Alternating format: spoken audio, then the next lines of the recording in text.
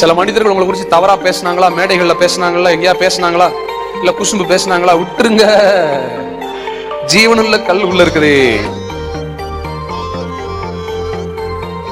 இந்த கல் சாகாது. இந்த கல் தரம் குறையாது. இந்த கல்ல வெளிச்சமும் கம்மி ஆகாது. இந்த கல் இப்ப இல்ல சார், மோசே நாட்கள்ல இதே கல் அடிச்ச போது தண்ணி வெளியே வந்துச்சு. ஆனா இந்த கல்ல இருந்து நான் ஒவ்வொரு நாளும் ஜீவ தண்ணியை குடிச்சிட்டு இருக்கிறேன். இனி எனக்குள்ள மரணம் இல்லை, சத்துருக்களால என்னை தடை செய்ய முடியாது. என்னை பற்றி எல்லாரும் தவறா பேசுறாங்க அப்படின்னு சொல்றாரு ஜான் ஜபராஜ். நம்முடைய சேனல் நோக்கம் யாரையும் தவறா பேசுறது கிடையாது. அவருடைய பர்சனல் லைஃப்பை ரொம்ப டச் பண்ணுறது கிடையாது. இப்போ ஜான் ஜபராஜ் இப்படி சொல்கிறதுனால அவரை பற்றி நிறைய பேர் பேசின்னு தான் இருக்காங்க. அது உண்மையோ பொய்யோ, ஆனால் நம்ம அவருடைய சொந்த வாழ்க்கையை அவ்வளோ டச் பண்ணுறது கிடையாது, அதிகமாக டச் பண்ணுறது கிடையாது. நம்முடைய சேனல் பைபிளிலிருந்து அவர்கள் கொடுக்கின்ற தவறான விளக்கங்களை தான் நான் தட்டி கேட்குறேன். அது நம்முடைய வாழ்க்கைக்கு ஒத்து வராத விஷயத்தை இவங்கெல்லாம் சொன்னாங்கன்னா அதை பற்றி தான் நான் விமர்சனம் பண்ணுறதை ஒழிய இவருடைய வாழ்க்கையை நாம் ஒரு தனிப்பட்ட மனிதனுடைய வாழ்க்கையை நம்ம விமர்சிக்கிறது கிடையாது. அது அவருடைய அசிங்கப்படுத்துறது கிடையாது. இது மாதிரி ஜான் ஜபராஜ் என்ன சொல்கிறாரு, கல் இது ஒளிரும் கல், ஒளி கொடுக்கும் கல் என்னுள்ள இருக்குது அப்படின்ட்டு. அடுத்தது மோசே ஒரு கோலை எடுத்து அடித்தப்போ தண்ணி வந்தது, அது அந்த கல் அப்படி கல்லிலேருந்து தண்ணி வந்தது அப்படின்ட்டு. இப்போது ஒளிரும் கல் அது என்ன அப்படின்னா, அது எனக்கு தெரியும், ஒரு கல் இருக்குது.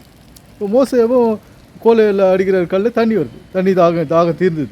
அந்த இஸ்ரேல் மக்கள் கானானில் தண்ணி தாகத்தோடு இருந்தப்போ அந்த தண்ணியை குடித்து அவங்க தாகம் தீர்த்துக்கினாங்க. கர்த்தர் அந்த கோலை எடுத்து அந்த பாறையின் மேலே கல்லின் மேலே அடின்றாரு, அடித்தப்போ தண்ணி வருது. ஆனால் இந்த காலத்தில் யாராவது எந்த பாஸ்டாவது இது கோலால் அடித்து தண்ணி வந்தது கதை கேள்விப்பட்டிருக்கீங்களா விஷயத்த? ஏன் இந்த விஷயம்லாம் அங்கே நடந்ததுன்னா, அது நம்முடைய வாழ்க்கையில் இப்போ என்ன நடக்குது அது குறிக்கத்தான் அந்த அந்த கடந்த காலங்கள் நம்முடைய நிகழ்காலத்தில் என்ன சொல்லுது, எந்த கருத்தை சொல்லுது, எந்த விஷயத்தை விளக்குது, எதை நம்ம ஃபாலோ பண்ணணும் அப்படின்றது நம்ம யோசிச்சுக்கிறோம். மோசே கல் எடுத்து அடித்து கோல் எடுத்து அடித்தார், கல் வந்தது குடித்தாங்க, அந்த கதையோடு நம்ம அதை கட் பண்ணிட்டு போகக்கூடாது. நம்முடைய வாழ்க்கையோட சம்மந்தப்படுத்தணும். அதுக்கு தான் பைபிள், அதுக்கு தான் பகுத்தறிவு, அதை தான் நம்ம ஆராய்ந்து அறியணும். அப்போ தான் நமக்கு வாழ்க்கை பயன் தரும், பைபிளும் பயன்படும். இப்போது கல் என்னது? இப்போது கல் என்பது தமிழ் வார்த்தையில் கல்வின்ற ஒரு அர்த்தம் இருக்குது. கல்லுக்கு காயில் சின்ன இல்லுக்கு கல்வின்ற ஒரு அர்த்தம் இருக்குது. இதெல்லாம் எந்த போதகர்களும் பாஸ்டர்களும் நம்ம சிந்திக்கிறது கிடையாது. பைபிளில் கல்வி மையமாக வச்சு எழுதிக்கிறதுன்றது அவங்களுக்கு ஒரு புரியாத விஷயந்தான், ஏற்றுக்கொள்ள முடியாத ஒரு விஷயம். ஆனால் மனிதனுக்கு தேவையான கல்வியை தான் இந்த பைபிளில் மறைபொருளாகவும் ரகசியங்களாகவும் எழுதப்பட்டிருக்குது.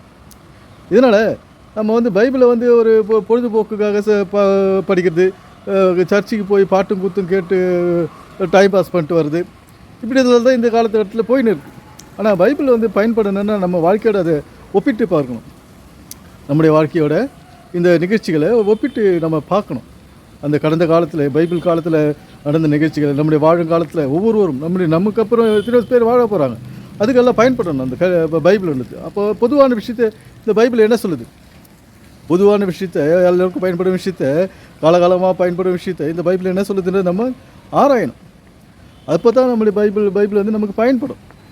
நம்ம அது ஒரு இயேசு கிறிஸ்து வந்தார் போனார்ன்றதை மட்டும் அதோடு நிறுத்திடாத நம்முடைய வாழ்க்கைக்கு இந்த கதைகளும் நிகழ்ச்சிகளும் காரணங்களும் எது நம்ம இப்போ பயன்படுது, எப்படி பயன்படுது, நம்முடைய வாழ்க்கையில் அது எல்லாம் எப்படி இடைப்படுது, எந்த விஷயத்தை குறிக்குது.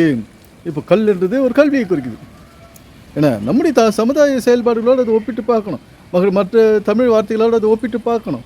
அப்படி இல்லாத கல்லாவே பேசிட்டு சிந்திச்சுட்டு போகிறதுல ஒரு பிரயோஜனமே கிடையாது. நண்பர்களே, இது போன்ற நம்முடைய சேனலில் குறிக்கோளே நம்முடைய சமுதாயம் நாமும் சிறந்த முறையில் பாதுகாப்பாக இந்த உலகத்தில் வாழ வேண்டும் என்பது நம்முடைய சேனலின் நோக்கம். அதற்காகத்தான கருத்துக்களை பகிர்ந்து கொண்டிருக்கிறோம். நன்றி, வணக்கம் நண்பர்களே.